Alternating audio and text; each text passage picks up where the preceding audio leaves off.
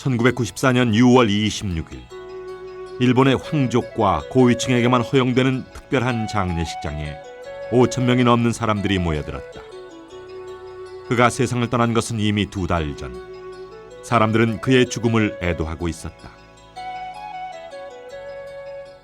英雄と言いますか、ヒーローと言いますか、非常に素晴らしい人で、もちろん肉体的な強さもあります。 그는 이미 세상에 없지만 아직도 그를 기억하는 사람들이 많다.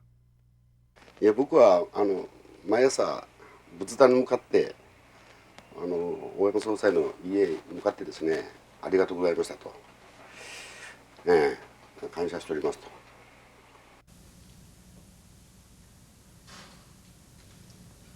조사 극진의 최배달. 오야마 그의 명복을 비는 것은 일본뿐만이 아니었다. 고련한 비보를 일본을 무대로 활약했던 그의 추모식에서 읽혀진 조사는 이 식장에서 울려 퍼진 최초의 한국어였다. 한동안 타계의 소식이 믿기지 않았습니다. 그때 세계인을 경탄케 한 최영희 씨의 일본 이름 오야마 마스다스는 바로 배달민족의 배달이라는 것을 조국의 동포들은 너무도 잘 알고 있었기 때문입니다. 우리 곁에 가까이 있었지만 미처 돌아보지 못했던 사람이었다. 그분을 알게 된 게 참으로 행복하게 생각하고 지금도 그분이 안 계신 것을 매우 그리워하고 있습니다. 그리운 것은 추억할 게 있기 때문이다. 신화 같은 존재. 그에게 우리가 추억할 것은 있을까? 우리는 그에 대한 기억이 있기는 한 것일까?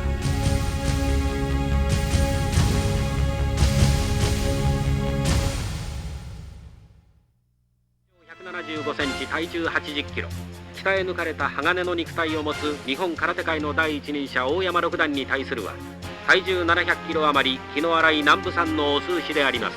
戦いは世紀の対決を見逃すまいと集まってきた千数百名の観衆と万一の場合に備えて警戒に当たる武装警官24名の前で今まさに始まろうとしています。 이것은 기록 영화다.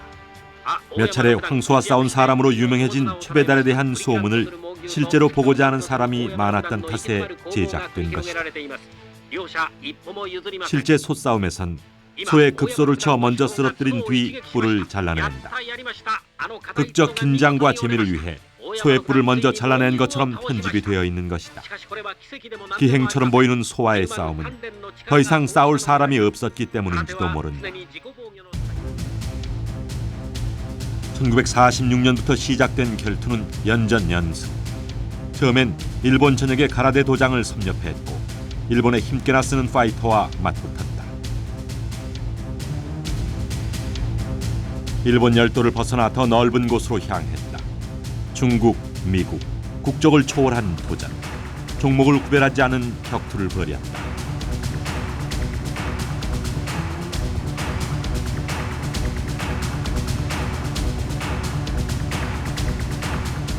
계속되는 연승 행진에 그의 격투 훈련은 멈출 줄 몰랐다. 1950년대에 이미 유럽에 입성했다. 믿기지 않는 이야기지만 실제 있었던 최배달의 행적이다. 그는 왜 이렇게 전 세계를 돌아다니며 자신을 시험했던 것일까?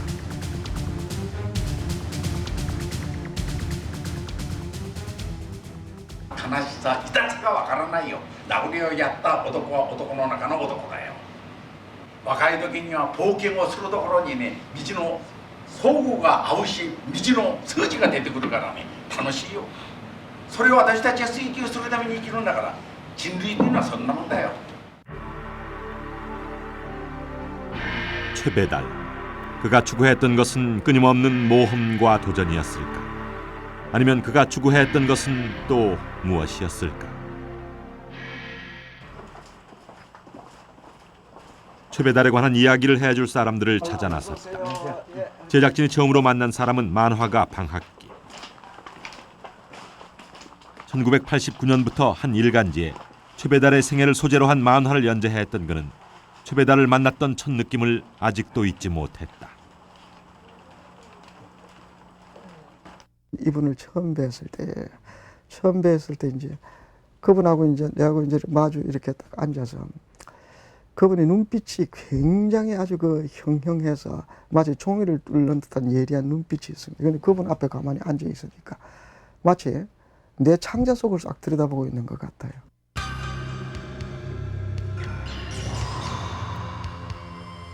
그 매섭고 날카로운 인상에 그가 던진 질문은 아주 단순했고 단도직입적이었다.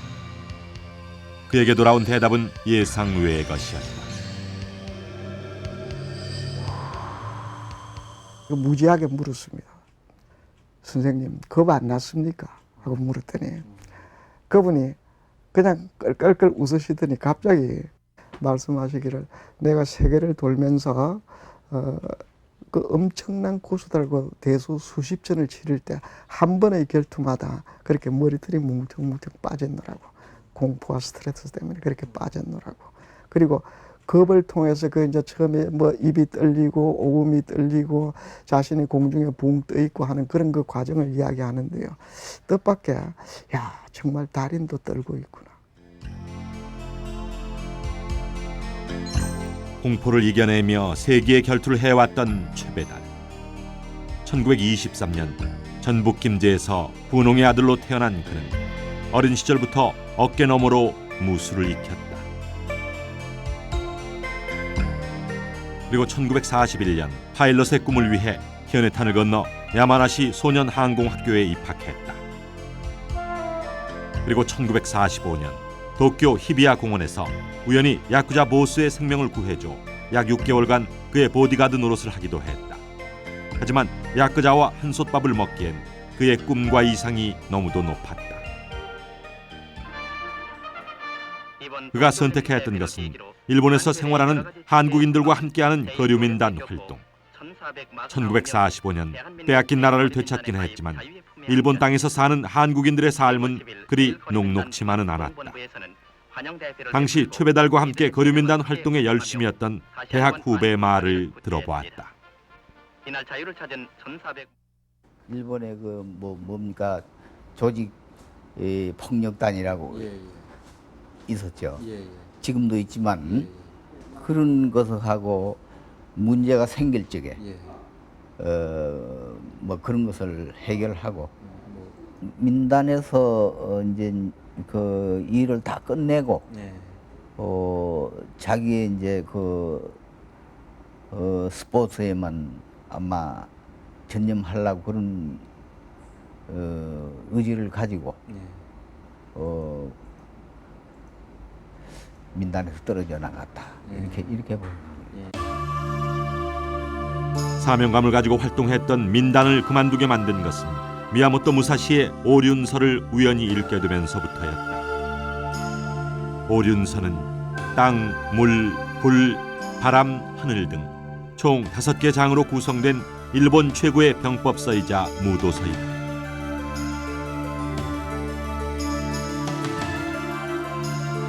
최배달은 오륜서를 만난 후 모든 것을 털고 산으로 향했다.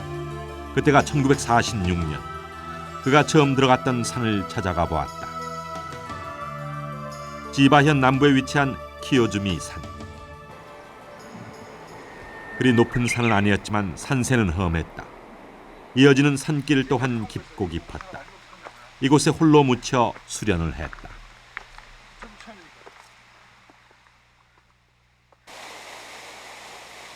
속세의 유혹을 이기기 위해 한쪽 눈썹만 밀어 자신에게 스스로 극한 상황을 만들었던 최배달. 그렇게 고독한 자신과의 싸움을 이겨나갔다. 그리고 57년이 지난 지금 이곳은 더 이상 한 외로운 무도가의 비밀스런 장소가 아니다. 하지만 아무도 몰랐을 것이다. 그의 입산 수도가 어떤 변화를 가져왔고 또 그는 어떤 결심이었는지를. これはもうご本人に聞かないとわからない話ですけどね。その自分の生涯をその空手道の修行に、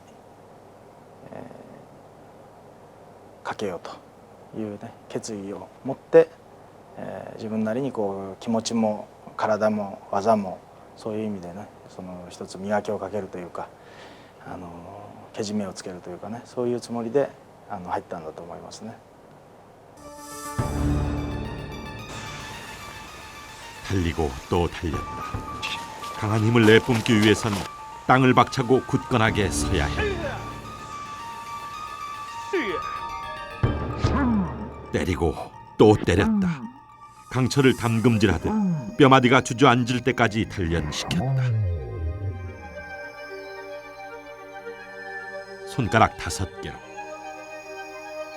그게 익숙해지면 3개로, 또다시 그게 수월해지면 2개로 몸을 들어 올렸다. 어느 누구도 하루아침에 달인이 될 수 없었기에 그의 수련은 말 그대로 고행이었다.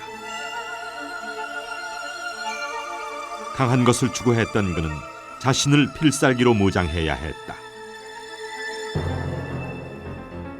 그렇게 완성된 것이 바로 최배달만의 극진 가라데, 즉 실전 가라데인 것이다. 하지만 극진 가라데라는 독특한 유파는 신체 수련만으로 완성된 것일까? 입산 수련을 하는 과정에 마침 옆에 소나무가 있었다는 겁니다. 소나무가.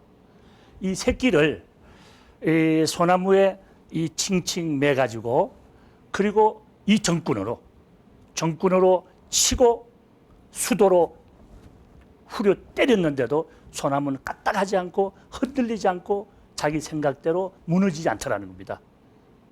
그렇다면 저 소나무는 내 말을 듣지 않는다. 그걸 깨달은 겁니다. 그래서 총재님께서 뭘 느끼냐 하면은 육체적인 수련은 한계가 있다. 육체적인 수련은 한계가 있다. 정신적인 수련을 하고 변형해야 되는구나. 산에 올라가 수도한 지 10개월 만의 하산. 그가 제일 처음 한 것은 1947년 전 일본 공수도 대회에 참가했다. 그리고 우승을 차지했다. 당시만 해도 패전 국가로 심리적 위축이 있었던 일본. 이날에서 이방인에 대한 시선이 곱지만은 않았다. 철저히 실력 외엔 인정받을 수 없는 분위기였고, 그 이후로 최배달은 일본 전역에 가라데 도장 격파 순례에 나섰으며 떠오르는 가라데계의 인물로 주목받았다. 그 결과 그의 가르침을 청하는 사람들이 늘어나 1956년 대산 도장을 세운다. 이 대산 도장은 훗날 극진 가라데 본산 극진회관의 시초가 된다. 외국인이 만든 무술에 일본이 열광한 까닭은 무엇일까? 최배달만이 입산 수도에서 얻었던 깨달음 때문인지도 모른다. 최고의 강함을 고집했던 그는 더 나아가 정신적인 면까지 무장했다. 겸손, 이상, 지조, 효도, 희생, 포용. 6개 원칙은 그가 틈날 때마다 제자들 앞에서 강조했던 내용들이었다. 強さよりもね、人間的にほのぼのする人間、同じ一つの仕事をやってもね、ぬくもりがあるし、非常に温かみがある、そういう人間性のある人間が好きなんだよ。それは強さよりももっと次元が高いんです。ほら、手を下ろさないで。相手も速いんだよ。相手も強いんだよ。相手もうまいんだよ。忘れないでくれよ。はい。 제자들을 가르칠 때는 언제나 혹독했다.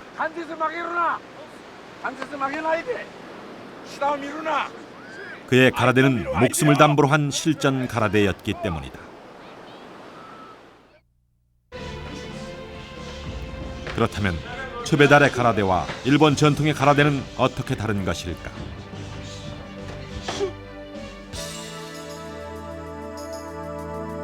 전통 가라데는 일본 남부 오키나와에서 시작됐다. 가라데의 오키나와 발생설은 분분하지만 일단 맨손 호신술로 창안된 이 무술은 오키나와를 넘어서 일본 전역으로 퍼져 일본 전통의 무술로 자리 잡게 됐다. 이 가라데에서 갈라져 나온 최배달의 극진 가라데는 실제 가격도 하고 KO 제도가 있다는 점이 특징이다. 그래서 수련 과정이나 승단 심사에서는 각 단계별로 10인 혹은 30인 이상의 연속 대련이라는 무시무시한 테스트가 있다. 또 한 가지, 체급 제한 없이 싸울 수 있다는 점이다. 이기기 위해선 상대보다 더 강하면 되는 것이다. 연습 중엔 무기를 든 상대와 대련을 하기도 한다.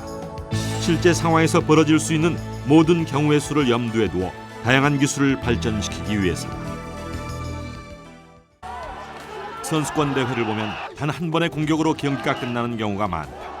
그래서 대회명도 일격이다. 실제 결투에서 한순간 밀리면 지는 것이고 오늘을 치면 내일의 승리란 것은 있을 수도 없다. 목숨을 걸듯 최선을 다하는 것. 최배달의 오랜 격투 순리에서 나온 경험이자 철학이다. 이런 치열한 대결에서도 승부가 나지 않을 시 과감한 격파로 승부를 가린다. 승부는 나야 한다. やっぱりそれはその大山総裁が波乱万丈の一生をね、人生を生きている過程の中で得た人生哲学のようなものがその根底にあるわけですね。我々が常にこう言われたのはですね、教えを受けたというか、そういうものっていうのはとにかく実際に示すことが大事だと。どんなことでも、実践なくんば証明されず、証明なくんば信用されず、信用なくんば尊敬されないと。君たちは尊敬される男になりなさいっていう、そういうね指導を受けたんですけど、そういうその精神性に基づくもので、技術的にも実践が必要であると、そういう思想に基づいてますね。 그의 인생은 늘 실전이었고 격전의 장이었다. 단 한순간도 진지하지 않았던 적이 없었다. 늘 목숨을 걸고 최선을 다했다. 그런 태도가 최배달 특유의 무술로 결실을 맺은 것이다. 그래서 그의 무술은 일본에서 사랑을 받을 수 있었다.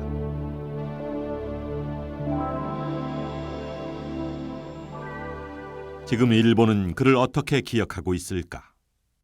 やっぱり今のこういった格闘技ブームの、そうですね、やっぱりプロレスは別としても、武道、本当実践の方の武道からしてみたら原点の方に近い方じゃないでしょうかね。非常にやっぱりすごい方だと思いますけど。個人的に言ってたとやっぱし日本をこういうふうにしてくれたんだからやっぱし。貧しくてほら何もなかった時にやっぱしかっこよかったかねなんていうかもうそんなによくはわからないんですけど、牛を殺したり手刀でビールの瓶を割ったりすることは聞いているのですごい偉大な方だと思っています。 그의 드라마틱한 인생과 무용담은 일본의 어른과 아이 할 것 없이 열광하게 했다. 특히 그 중에서도 가라데 바보 일대기라는 만화는 그에게 더욱 대중적인 인기를 안겨주었다. 일본의 유명 잡지에 연재도 했던 이 만화는 폭발적인 판매 부수를 자랑하기도 했다.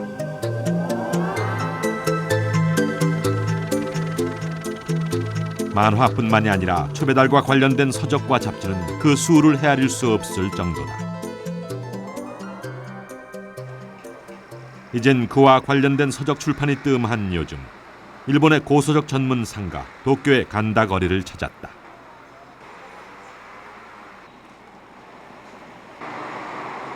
이곳은 각 서점마다 분야별로 취급하는 서적이 다르다.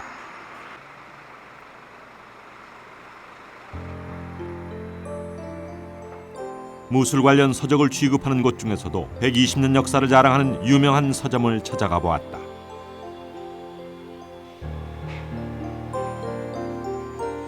그곳에서 최배달의 이름, 오야마 마스다스의 이름을 찾는 건 그리 어려운 일이 아니었다.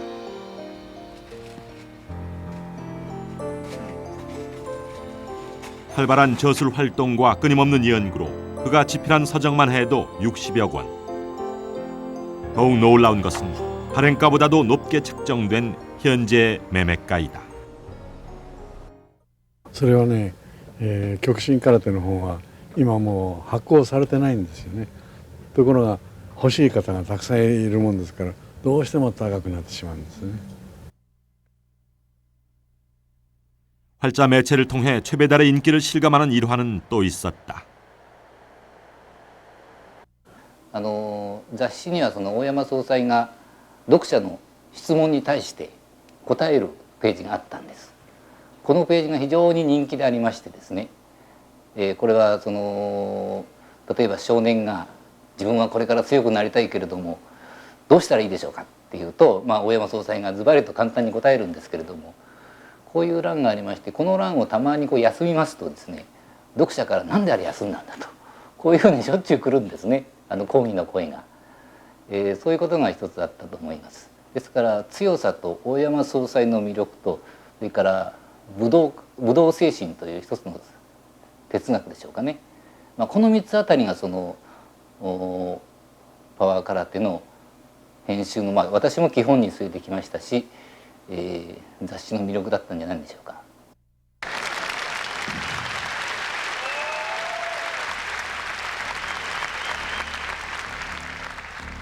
어찌 보면 작고 사소한 것처럼 보이는 이 일에도 심혈을 기울였던 최배달. 그래서일까? 극진 가라데에서 발행하는 파워 가라데는 무술의 한 유파에서 발행하는 전문지로서는 보기 드물게 5만 부씩 출간될 정도로 인기를 모았다.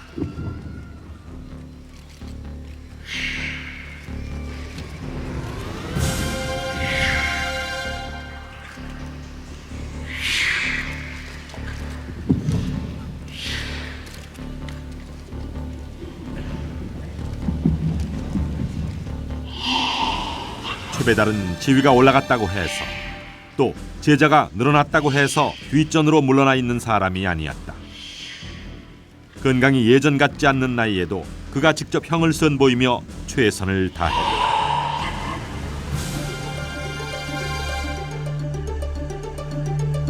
또한 그가 창시한 무술이 더욱 확고하게 서길 기대하며 관련 서적 집필에 열을 올렸다. 마지막 눈을 감는 순간까지 병상에 누워 집대성하려던 가라데 도감은 결국 미완성인 채로 기념관에 전시될 수밖에 없었다. 최배달이란 사람은 우리 곁에 있지 않아 알려지지 않은 얘기를 많이 갖고 있었다.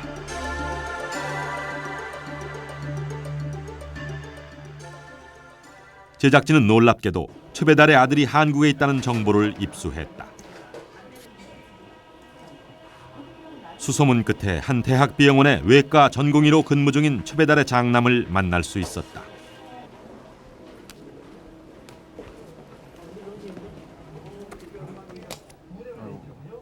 실례합니다. 아들이 바라보는 아버지 최배달은 어떤 사람이었을까? 열 안 나죠? 사람들은 아버지를 강하다고 생각하지만 제가 본 아버지는 결코 강하신 분이 아니셨거든요. 언제나 아프시고 언제나 관절염이나 손의 관절염, 그다음에 후유증, 나가시면 돌 10장씩 격파하고 뭐 촛불 끄고 병 깨고 이러니까 와 정말 강하다고 하지만 집에 들어오면 그것 때문에 고생을 많이 하셨거든요. 그러니까 젊었을 때 초인의 힘을 냈던 거는 반드시 의학적으로 후반에 그 후유증을 남기게 됩니다. 강해 보이는 아버지의 보이지 않는 아픔은 단순히 육체적인 후유증뿐만이 아니었다. 아버지의 아픔은 따로 있었다. 난 일본인이라고 생각해 본 적이 한 번도 없다. 나는 항상 한국인이고 그 배달이라는 걸 바꾸려고 여러 번 그 청탁 같은 게 들어왔대요. 대산 뭐 많단 말이죠. 그런데도 불구하고 항상 대산 배달, 오야마 마스다스. 그거를 그러니까 친한 일본인들은 바꾸라고 얘기한다. 그것 때문에 마이너스가 된다. 어차피 귀화도 했고 했으니까 그거 바꿔라. 왜 그거 하나 잡고 있느냐. 근데 그거가 최후의 자존심이었다고 그렇게 얘기한 적이 있어요. 그거 얘기하시는데 이렇게 원래 담배를 안 하시는데 가끔가다 한두 가지 피시거든요. 산처럼 보이더라고요, 아버님이. 진짜 대산처럼 이렇게. 최상의 몸 상태를 유지하기 위해 술, 담배를 절제하던 그가 허물어질 때는 다름 아닌 조국에 관한 얘기가 나올 때였다. 최배달의 둘째 아들은 보여줄 게 있다고 했다. 그를 따라간 곳은 주소지 관할구청. 현재 육군 장교로 복무 중인 둘째 최광수는 아버지의 재적 등본을 신청했다. 네, 귀한 거에 대해서 뭐 그렇다 아니다. 사실은 그렇거든요, 그거에 대해서. 근데 거기에 대해서 부정할 생각은 없는데 귀한 일본인이다 이렇게 얘기한 것보다 귀한 한국인이고, 그리고 여기서도 엄연하게 저희도 다 있고, 그리고 호독도 뭐 이런 거 다 있기 때문에 저희 거기에 대해서 이렇게 너무 부각하고 그거에 대해서만 얘기하셔서 아버님에 대해서 과대평가할 필요 없지만은 그래도 제대로 된 평가를 받았으면 하는 게 자식으로서의 좀 저희 작은 바람이 아닐까 이렇게 생각합니다. 최영희, 최배달의 본명이다. 그는 공식적으로 한국 국민으로 태어나 한국 국민으로 살다 갔다고 아들은 이야기했다.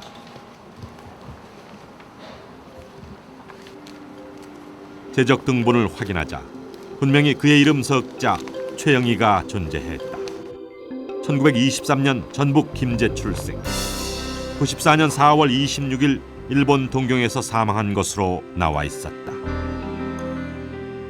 외국에서 국적을 바꾸면 원래 국적을 말소시키기 위해 본인이 신고를 해야 한다.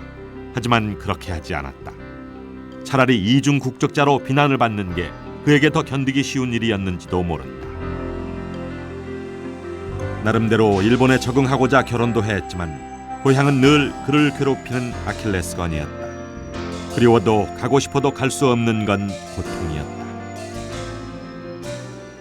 父親の母が亡くなってその時にも韓国に帰らないでその時一晩中泣いてるんですって。もう毛布の下で「ねえなんであなた帰らないの?」って言ったら「もう僕はねお母さんに韓国出る時に偉くなるまで帰ってきちゃいけないよ」って言われたから僕がね韓国に帰ってみんなに誇られるようななんていうんですか人になってから帰りたいんだってだから今は帰れないんだって言ってやっぱり一晩中泣いてたっていう話を聞いたんですけれども、すごくこうじゃあみんなで韓国に行って焼肉食べに行こうとかそういう楽しい会話っていうよりもやっぱり心苦しいっていう方が多かったですね。 성공하기 전에는 돌아갈 수 없다는 다짐, 그리고 귀화를 종용하는 주변의 비난들. 최배달에겐 진퇴 양난이었다. 일본에서 일본 국적을 수도한 사람은 말이에요. 일본 같은 한국 사람들도 바가니 쓰는 나나 사게데미루 그 차원하게 본다 이 말이야. 저놈은 일본 국적을 수득했다고. 일본서 일본 국적을 수득한 것은 미국서 미국 국적을 수득한 것보다 더 애롭습니다. 한국을 그 사람들이 한국에 있는 사람들은 없어요. 있다는 아니요. 자기 아버지를 어디서 잊어요. 자기 어머니를 어디서 잊느냐 이 말이야. 젊은 시절 일본에서 의지하며 지냈던 지인을 찾았다. 뜻밖의 그의 성도 오야마 대산이었다. 최배달이 누구보다 깊은 속내를 털어놓았던 사람이었다. お姉ちゃん殺されちゃうかもわからないお前は日本で何やってんだって言われることもあるかもわかんないとかね。それを聞くとね本当になんだか知らないけどかわいそうでね背中を何回も撫でてやったりするんじゃないよ。お前空手でしょ。一番強いやつがそんなこと言ってどうするのって言うたら一番弱いんだよお姉さんでいろいろあるわね。 지금 서 있는 곳, 지금 하고 있는 일 모두 순간순간 정체성을 확인해야 했다. 아무리 그를 대단하게 떠받들어도 이런 고민을 일본인과 함께 나눌 수는 없는 노릇이었다. 최배달, 강한 자에게 강했고 약자에게 약했던 젊은 최배달의 모습은 아직도 오야마 할머니의 눈에 선한 듯. 사신과 치료하고 하는 것도 있네. 그래 가오. 絶対可愛いです。何にも言えないの私ね。どのぐらい苦労したかわかる。相当いじめられて韓国も行きたいと思っても行かれない時があったんじゃないな。だから私は偉いと思ってます。 차라리 유명한 사람이 아니었다면 그의 일본 국적 취득은 그토록 문제되지 않았을 것이다. 하지만 결국 국적을 바꾸는 쪽으로 마음을 다잡았다. 그에겐 넘어야 할 산이었다. 선택엔 늘 아픈 현실이 뒤따랐다. 그는 일본인으로 살아가야 할지도 모르기 때문이다.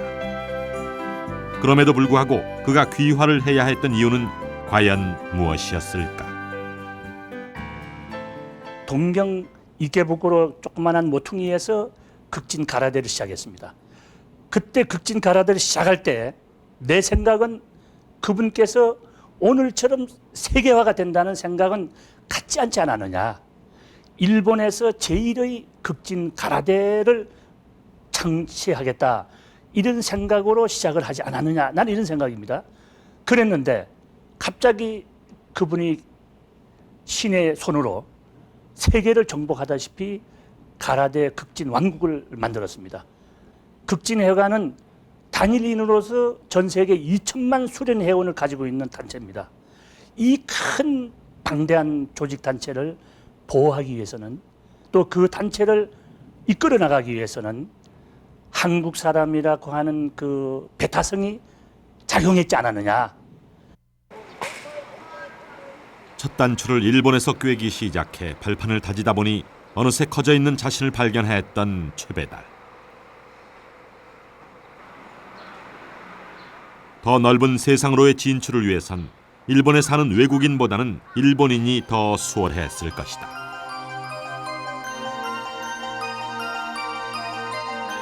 그렇게 가슴 아픈 선택을 하면서 그가 마지막까지 버리지 않았던 고든 심지 하나. 그것은 배달 민족의 자손이라는 것이었다.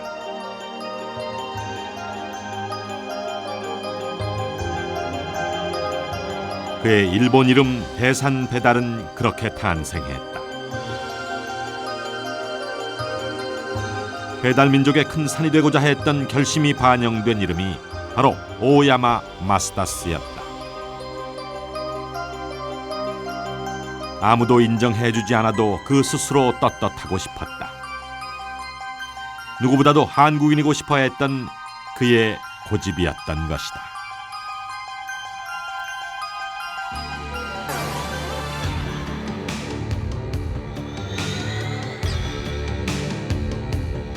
그런 아픔을 딛고 최배달의 극진가라데는 하루가 다르게 승승장구. 세계로 그의 이름과 그의 무술이 뻗어나갔다.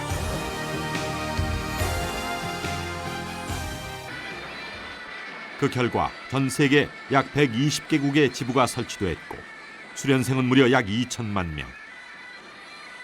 전 세계에 새로운 무술을 전파할 수 있었다.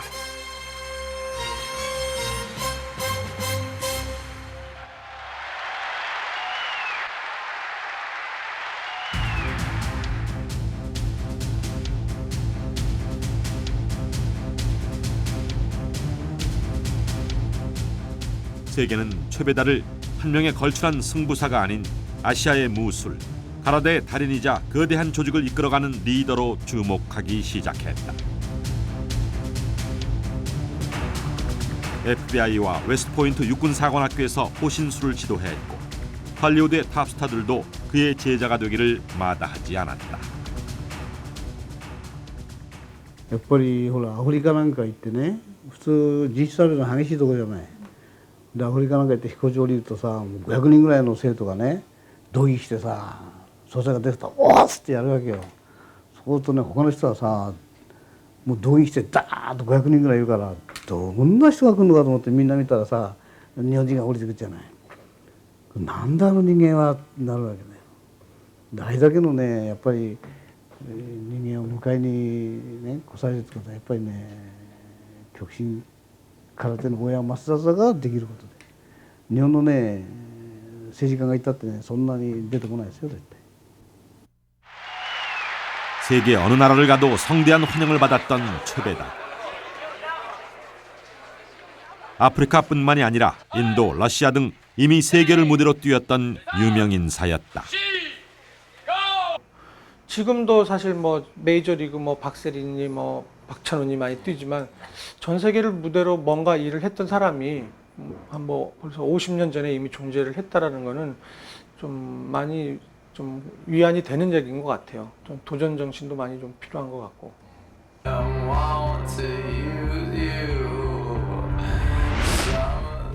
한 시대를 풍미했던 영웅을 찾던 영화 감독에게 희망을 주었던 최배달. 사후에 그의 전설 같은 이야기가 주목받고 있다. 또한 세계 무대로 진출했을 당시에도 세계에서는 그를 주목했다. 하지만 살아생전에 단 한 곳에서만큼은 기대할 수 없었다.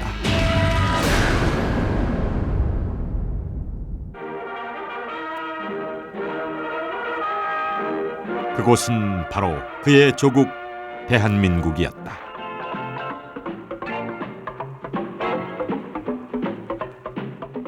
최배달의 한국 공식 방문은 1967년의 일.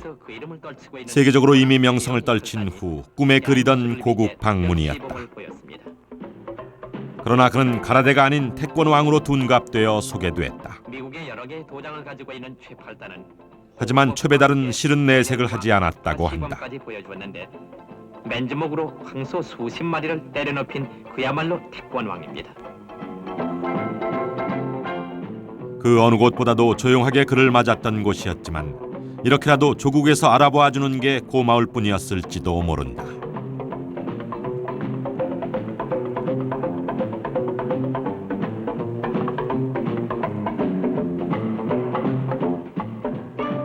그때 당시의 태권도는 세계 무대로 첫 발을 내딛던 초창기였다. 뉴욕 한복판에서는 유단자들의 시범이 눈을 끌었습니다.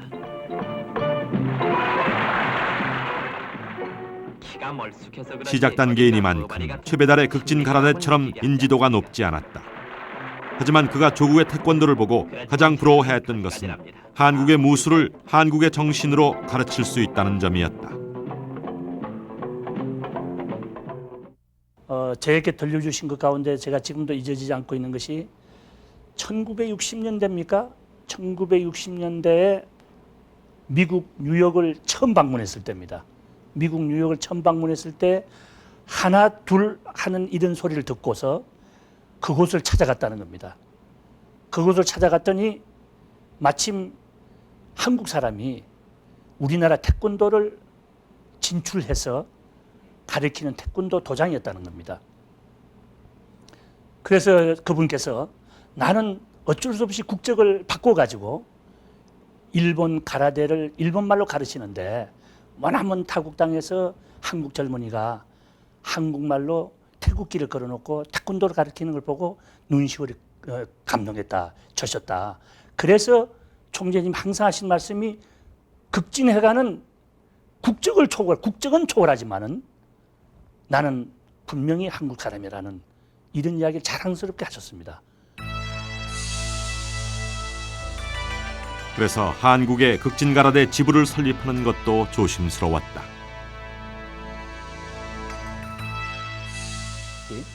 전 세계 지부장 회의가 있을 때 나는 홀란드인가 벨지의 지부장인가 홀란드 지부장인가 기억이 잘 안 납니다만은 지부장 회의 때 이야기했습니다. 총재님 왜 전 세계 지부를 다 두시면서 한국의 지부는 안 두십니까? 이렇게 말씀하시니까 최윤희 총재님 단호하게 이런 말씀을 했습니다. 태권도와 가라데는 경쟁하는 무술이 아니다. 서로 상호 보완적으로 발전해 나가야 하는 무술이다. 기다리고 또 기다렸다. 조국의 무술 태권도가 발전되고 알려지기까지. 그리고 마침내 태권도가 88년과 92년 올림픽의 시범 종목으로 채택됐을 때 누구보다 기뻐했던 사람이 최배달이었다. 비록 한국어로 구령을 붙이진 못했어도 그는 제자들과 함께할 때면 한국의 씨름을 가르치며 휴식 시간을 즐겼다.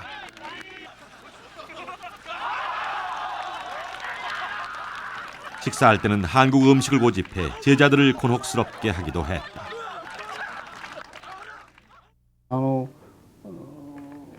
何しろもうね、なんかほら人が集まってね、歓迎会だ送別会だっていうともう焼き韓国料理なんですよ。だから最初は豚足も食べられなかったしね、キムチも自分は辛いの好きなんだけどね、キムチも見たことなかったから、なんだよこれは、なんで豚なし食わなきゃいけないんだと思って、ね、そしたら先輩にこれ飾り物じゃないから食べろって言われてね、食べ始めて、結局それがね、もう今みんな好きだね。極真会やってるもう黒帯ぐらいになるぞ、焼き韓国料理が。やっぱりね一番その手頃で食べてさ力がついたっていうね感じがするんだね。和食なんかねダメだ。あんなものはね本当に. 어쩌면 제자들은 느끼지 못할지도 모른다. 그들의 스승이 한국식으로 이끌고 있다는 사실을. 그리고 그들의 스승이 극진가라데를 일본만의 것으로 여기지 않는다는 것을. 뿐만 아니라 그의 후계자로 염두에 두었던 사람도 한국인이었다. 마쓰이 쇼케이 문장규는 극진가라데 세계선수권자 출신으로 최배달이 생전에 아끼던 제자였다. 그 역시 한국 국적을 가진 제1교포다. 그는 문장규에게 용기를 잃지 말라는 충고를 하고 떠났다. 大山先生も、その気持ちは変わることはなかったと思うんですよ。だから大山先生は一切帰化という言葉を使わなかったんです。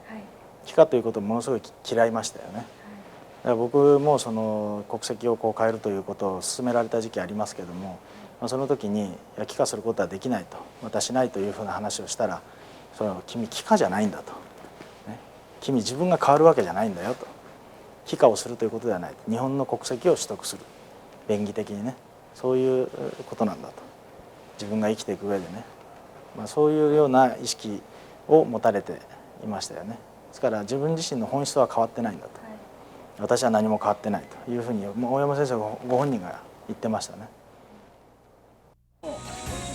名前なんていうの? 제자들에게 아낌없는 사랑을 베푼 스승 최배달. 배타성이 강한 다른 가라데 유파에서도 그는 스승이다. 我々からすれば近寄りがたい方っていうか、雲の上の方っていうのが、正直な気持ちでしょうね。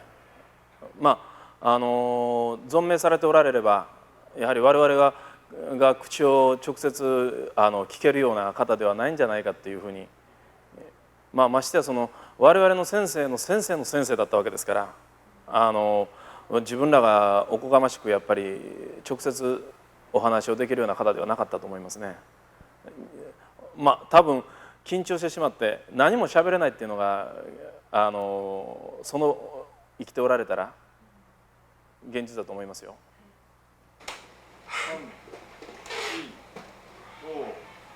수많은 제자들이 아직도 그를 큰 스승으로 여기는 까닭은 아마도 지옥 같은 수련을 스스로 이겨냈고 남다른 철학을 몸소 보여주었기 때문일 것이다. 거기에 덧붙여 스승의 자부심은 제자들에게 자신감을 갖게 하기에 충분했다. 나야 뭐 돈도 못 벌고 참 가라데라 언제 가라 넌 언제든지 공수로 말이야. 이 가라데라 돈도 못 벌고 뭐 이름도 없고 그렇지만 고향 산천에 할 말이 없지만 말이지 내가 하는 일은 나로서는 아주 자존심이 있어요. 아이씨. 어서